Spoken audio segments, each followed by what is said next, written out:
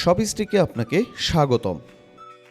আজ আমরা দেখব কিভাবে মার্চেন্ট ড্যাশবোর্ড থেকে স্বল্প স্টক বা লো স্টক পণ্যের তালিকা সহজেই দেখতে পারবেন।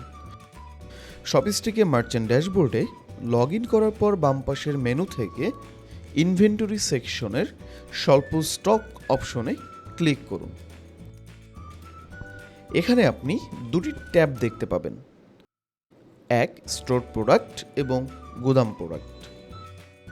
যে ট্যাবটি সিলেক্ট করবেন নিচে সেই অনুযায়ী পণ্যের তথ্য তাৎক্ষণিকভাবে দেখানো হবে। এখানে আপনি একটি টেবিল আকারে সেই সব পণ্যের তালিকা দেখতে পারবেন যেগুলোর মজুদ পরিমাণ আপনার নির্ধারিত সীমার নিচে নেমে গেছে। এগুলোই বলা হয় স্বল্প স্টক পণ্য। যখন আপনি নতুন কোনো পণ্য যুক্ত করবেন তখন আপনি সেটির একটি স্বল্প স্টক সীমা নির্ধারণ করতে পারেন। এর অর্থ হলো, যদি সেই পণ্যের পরিমাণ নির্ধারিত সংখ্যার নিচে নেমে যায় তাহলে সিস্টেম স্বয়ংক্রিয়ভাবে সেটিকে স্বল্প স্টক হিসেবে চিহ্নিত করবে এবং সেই তালিকায় দেখাবে। এভাবে আপনি আগেভাগেই বুঝতে পারবেন কোন কোন পণ্যের স্টক শেষ পথে এবং প্রয়োজন মতো নতুন স্টক যোগ করতে পারবেন। পেজের উপরের দিকে রয়েছে একটি সার্চ বক্স। এখানে আপনি পণ্যের নাম বা এসকিউ টাইপ করে দ্রুত পণ্য খুঁজে নিতে পারেন। এসকিউ হচ্ছে কোনো একটি পণ্যের নির্দিষ্ট কোড। সার্চ বক্সের পাশে আরও দুটি ফিল্টার রয়েছে, স্টোর বা গুদাম ফিল্টার, যেটার কাজ হচ্ছে নির্দিষ্ট কোনো দোকান বা গোদামে নির্বাচন করে শুধুমাত্র সেই পণ্যের তালিকা দেখতে পারবেন।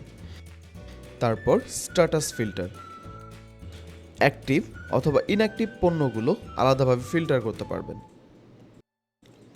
আপনি দেখতে পাবেন প্রতিটি পণ্যের সিরিয়াল নাম্বার, ছবি, নাম, পণ্যের ধরন, সেটা সিঙ্গেল নাকি ভেরিয়েবল, এসকিউ কোড, মূল্য, কর বা ট্যাক্স, পরিমাণ এবং স্ট্যাটাস।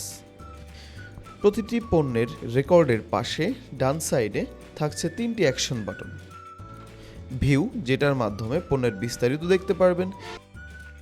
এডিট অপশন, যার মাধ্যমে তথ্য আপনি পুনরায় আপডেট করতে পারবেন। ডিলিট অপশন, পণ্যটি ডিলিট করলে এটি স্থায়ীভাবে মুছে যাবে না, বরং আর্কাইভে চলে যাবে। প্রয়োজনে পরবর্তীতে আর্কাইভ থেকে আবার রিস্টোর করে আপনার পণ্যের লিস্টে দেখতে পাবেন। এইভাবে শপিস্টিকের স্বল্প স্টক ফিচার আপনাকে সময় মতো মজুদ ঘাটতির তথ্য জানাবে, যাতে আপনি আগে থেকেই মজুদ করার সিদ্ধান্ত নিতে পারেন। যদি আরও কোনো সহায়তার দরকার হয় আমাদের হেল্প সেন্টারে যোগাযোগ করুন, আমরা সবসময় আপনার পাশে আছি। ধন্যবাদ।